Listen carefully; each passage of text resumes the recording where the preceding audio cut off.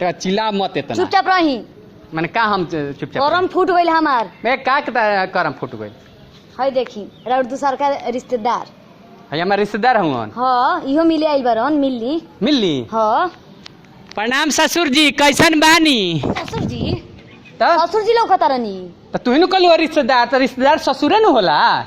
इतना लड़ाई भइल पेट ना भरल फिर अब काची चाहतनी। मैंने का चाहते ससुर जी ना हो तू ही तो कहते रिश्तेदार। ए ससुर जी धान रोपाइल ह। सुनी ना कहीं ए बाबूजी प्रणाम धान रोपाइल ह। ए ससुर बाबू प्रणाम धान बाबूजी ससुर जी ना हमार बाबू कुकुर ना होंगे। तो तू ही न कहलो रिश्तेदार बाबू ना हमार बाबू रिश्तेदार कैसे बोले रिश्तेदार ससुरे सार नु होला लो हैं। ए सार जी ए ससुर जी प्रणाम हम ना जानी कर हमार रिश्तेदार हई। अब तू घरे अब तू आव मैंने का हो तार मुंह ना कुछ नहीं तो कही ह। मैंने ते कहत इसके यही रिश्तेदार हुन कह देनी ससुर जी तो खराब हो गई। तारा के कहनी नाती के बेटा ठीक कहनी तू आव घरे। का ससुर जी गहूँ रोपाइल हैं ऐसने बेटी जन्म दिले बड़ो हैं ई कोना रूप में आइल बड़ो गहूँ रोपा गई कि ना रोपाइल हैं कोनो दोसरो बेटी भी या तो कही है ऐसन बेटी मत जन्म द जानला। चल भाग भाग तो भाग इहो बन चचरे बा भाग। अब गे मेहरारू को ओरिजिनल जवाब दिया बा।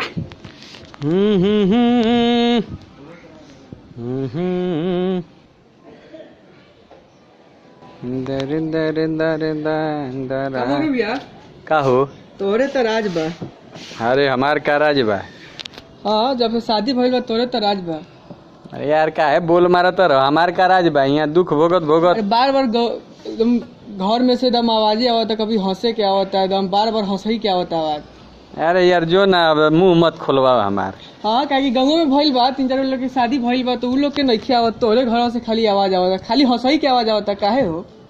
एक बात पूछ बताई का हमरा घरवा से हंसे के आवाज ना आवेला तब जानते रिस्का होला कि ऑफिसवा से घरे आवे नीनू हाँ तो उ ना होला खलिका बर्तन हाँ तो बर्तन चला के मारे ले अच्छे माने मेहररुआ बर्तन चला के मारे ले अगर लाग जाला हमारा तो उ हंसे ले अगर ना लगी नू तो हम हंसे नी यही से तोरा रोवे के ना खाली हंसी वाला आवाज आवेला चली। जब आवला ऑफिस से तब तरह मारेली। अरे मारे ले ना माने फुटबॉल खानी फेंके ले कि लागत कि ना तो वही से हंसे वाला आवाज आवेला ना तो हमार मेहरारू जौन भइल बिया नी माने समझिए कि पुरानका हैंड पंप देखत तरी।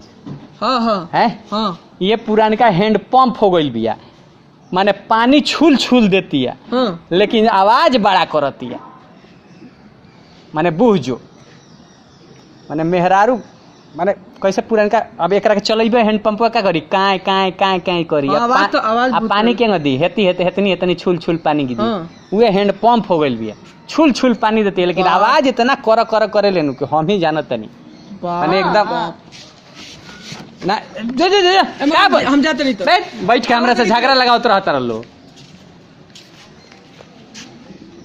झगड़ा ऊ लगाओ तलहन। अरे वो कहत कि बताओ झगड़ा ऊ लगाओ तलहन शिकायत होता हमारे जब बैठ के हैंड पंप हई।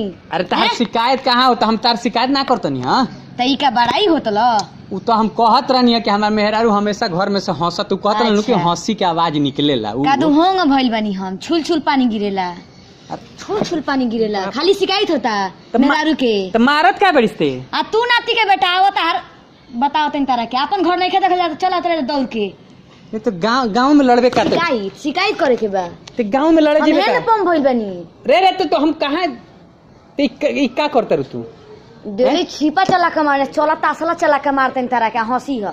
अरे गजब आदमी बाड़ी तुम्हारे हम दुखो ना रोई के उसे कहला का है।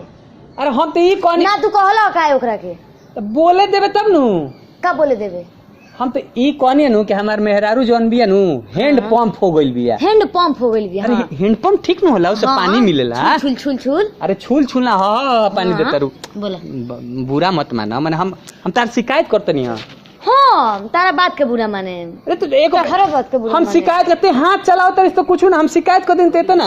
अच्छा बोला बोला बोला हम शिकायत तार ना करतनी है हाँ। हम तार बड़ाई करतनी है हाँ। कि पीटी उषा ही औ का कहला वॉलीबॉल हमार प्लेयर हाँ। है तो तू मारेलू तो मारेलू थोड़े प्रैक्टिस करेलू मारेलू थोड़े हमरा के ता? अच्छा शिकायत ना करते ने आज सुना ना दुआर पर बैठ के हाथ मत चलाओ लोग माने का समझी तनी सु इज्जत बा हमरो। तू पहले क्रिया खा के तू द्वार पर बैठ के शिकायत ना करबो।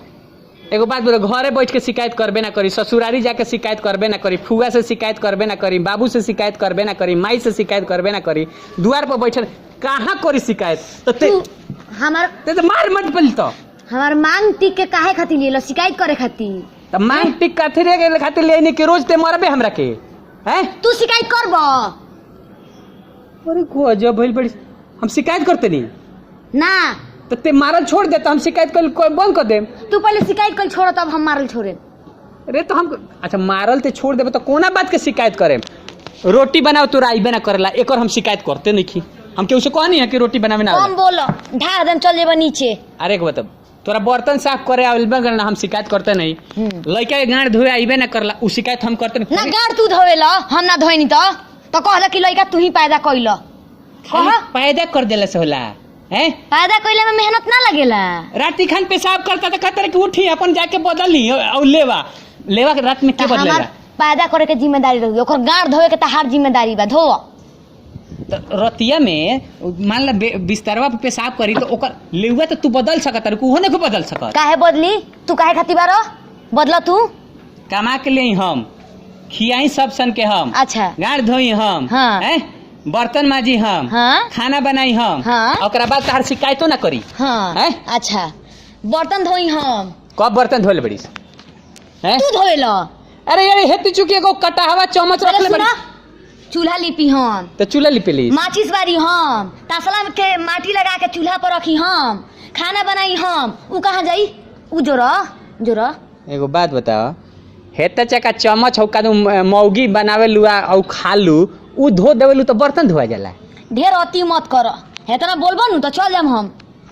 बात सुन माने हर जगह हमार दिमाग मत खो जान लू हम तारा के कहत नहीं हम तार शिकायत ना करते नहीं अगर सब काम सही सही करे लगू तो काहे शिकायत करे में बताओ अच्छा हैं तू सही करबो नु तो हमहू तारा के तसला चला के ना मारे हम का गलत करे हां तो हम का करे तू बता हम का कर गलत हम का करे करे हैं बोला हम का करे माने कौन काम नहीं अभी दुआर पर बैठल बनी मान लो दूगो बातें बोल देनी हम कौन बात बोलनी हम तो कॉल कहनी कॉल लोग ना कहला हैंड पंप तू कॉल के ना कहला हमरा के कहला ह हम तो कहनी हमारे मेहरारू हैंड पंप हो गई बिया जो छुल छुल पानी देती है आवाज ज्यादा करती है तो आवाज मने हौसत ज्यादा बिया छुल छुल पानी देनी कहाँ से देनी पानी अरे बता। छुल छुल पानी मने हम तो काम ये थोड़ा कहता नहीं कि तू खराब बात मत मानो तू ठीक एगो बात सुनो बोला आज ले तारा घर दुआर के कब शिकायत के लिए बनी हैं हम तारा घर द्वार के शिकायत कइले बनी बताओ नतिया के बेटा कहलू ई का निमन बात हो हैं तू गलती मत कर तारा के नतिया के बेटा ना कहे माने हम कौन गलती कहते नहीं बताओ तारा लोग के खियाओ तनी पियाओ तनी ऊ है गलती है का ना हमार गलती बाकी तारा लोग के बना के हम खियावे नी माने दिमाग मत खराब जो ना अब जो घरे जो तू शिकायत काहे कइल ह पहिले बोलो अरे हम ना करिए शिकायत तू आव घरे आव का कर ली तसला से आरती उतारतन तार हम जा ना आरती उतारन तसला से तार हम तू आव घरे तू शिकायत कर तारा आ हुनका के अब की बार हिंद हुनका के मार के मुंगा देम कह दियो कढ़ाई लेके बैठा रहे कर तू शिकायत आव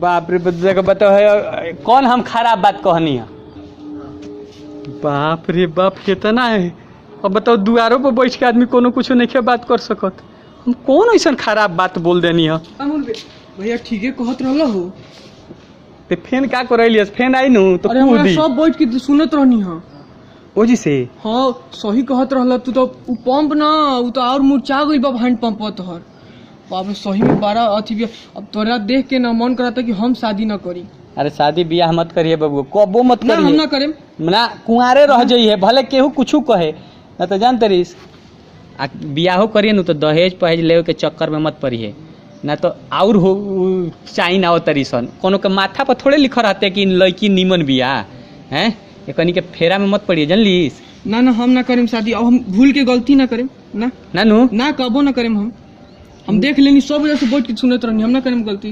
बात सुन ना, हाँ ये बात कहीं मत कहिए कि मंगरुआ के मेहरारू मारे ले ना कबे। अरे सोचत का तोरा के हम खैनी खियाए तोरा के पक्का पाका आओ खैनी ना। झंडा के मेला चल जीनू तो 250 ग्राम तोरा के जिलेबी अलग से कीन दे। झुलुआ पर घूमे के हाँ झुलुआ पर झुला दे, लेकिन कहबे ना नू। पक्का पहले वादा कर। हाँ वादा करते हैं, कहबे ना नू, माने कहबे ना नू। तू पहले झूलेबा ना। एकदम झुलुआ पर झुलाए 250 ग्राम जिलेबी खियाए, कहबे ना नू। हाँ वादा करते हैं। केहू से मत कहिए ना कहन। जानते हमारे गाँव में तनी सु इज्जत बा, सब लोग इज्जत करेला जान ली। इसके कर मेहरारू बड़ा खुशहाल है, तेही अब जाना तरिस्तन प्लीज भाई ना नू कबे। ना इज्जत तो बात है हैं ना कहें हम ना कबे ना कैसे ना कहें। ठीक बात, तो जो आप तो मत कहिए हैं जाए जो ना तो पता नहीं होने से चला लाई नो तो फिर अरे बाप हम जाता नहीं। हाँ चल जा। बताओ भाई हम कौन खराब काम कहनी है, हम तो ये न कहनी है कि पुरान हैंडपम्प बल बिया। तारा लोग के नहीं लगत कि कितना काई काई करती है, एक आवाज करती है कि ना, काम था हम हल ही नहीं कि आवाज इतना करती है। हमार जौन दुख बनू हम ही जानतनी। अब जा तनी अब हंसी के आवाज आई नु तो बुझिए लोग नु कि हमरा लाग गइल बा बर्तन। अगर हम हंसत आवाज आम तो बुझिए लोग कि बर्तन हमरा नहीं लागल। नमस्कार दोस्तों, मैं आपका दोस्त VIP विजेंद्र सिंह। आज बहुत दिन बाद हमारे साथ हैं हमारी बहुत अच्छी एक्ट्रेस रितु चौहान, बहुत अच्छी गायिका भी हैं, आप लोग को मालूम भी है। इल वीडियो कैसन लागल है लाइक करी कमेंट करी। रितु चौहान बोली हैं नमस्कार प्रणाम, हम रितु चौहान और अपना पूरा भोजपुरिया समाज के दिल से बहुत बहुत प्रणाम बाटे। जैसे पहले रहे वैसे हूँ आज बाटे। और हमनी के आज जौन वीडियो बनल है, ई वीडियो को देखी और बहुत सारा प्यार दी, दुलार दी और कमेंट करी और कमेंट करके बताई कि वीडियो कैसन लागल आ पिटाई कैसन भइल घटे इहो बताई। आइए कंटिन्यू वीडियो आवत रही, एक खातिर चैनल के सब्सक्राइब करके घंटी और ज़्यादा से ज़्यादा शेयर करी। हाँ आई बहुत दिन रही है, अभी तक कंटिन्यू वीडियो बनेल बन सन। एक बाद 15 अगस्त के वीडियो होता, ओकरा बाद शहीद वाला होता, शहीद हैं राखी पर होता। वही राखी के अभी सीजन आवता तो राखी पे वो गाना गा के सुनाई है रितु चौहान जी। रितु चौहान का गाना प्ले। देखी भाई बहन के जौन त्योहार होला बहुत अच्छा होला और भाई बहन के जौन रिश्ता होला बहुत पवित्र होला। और वैसे ही एगो बहन बिया जौन अपना भाई से कहतिया राखी के दिन आज हर रक्षा बंधन भैया पूरा भइल अरमान हो। आज हर रक्षा बंधन भैया पूरा भइल अरमान हो। भाई के रूप में पवले हई हम धरती पर भगवान हो। क्या बात है। आज हर रक्षा बंधन भैया पूरा भइल अरमान हो। क्या ऐसे ही रहुआ लोग बहुत मतलब जितना भाई बहन सबके बाद मिल के रहो और बहुत सारा प्यार दे। और भाई लोग खासकर बहन के बहुत एडवांस में आप सभी के रक्षाबंधन के बहुत बहुत शुभकामना। ढेर सारा। रक्षाबंधन पर मंगलवार के हमनी के एगो वीडियो आ रहा बा 13 तारीख के, जो ना के नाम है शहीद के रक्षाबंधन, वो जरूर देखे लोगिन ये VIP विजेंद्र सिंह पर। तब तक के लिए बहुत बहुत धन्यवाद। जय माता दी, भारत माता की जय, वंदे मातरम, जय जय भोजपुरी, लव यू। आज शेयर कर दिए वीडियो। ओके अरे पानी मैंने गान